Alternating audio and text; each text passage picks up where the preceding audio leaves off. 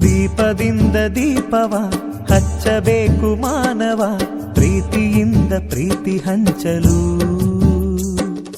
ಮನಸ್ಸಿನಿಂದ ಮನಸ್ಸನು ಬೆಳಗಬೇಕು ಮಾನವ, ಮೇಲು ಕೀಳು ಭೇದ ನಿಲ್ಲಲು. ಭೇದವಿಲ್ಲ ಬೆಂಕಿಗೆ, ದ್ವೇಷವಿಲ್ಲ ಬೆಳಕಿಗೆ, ನೀ ತಿಳಿಯೋ.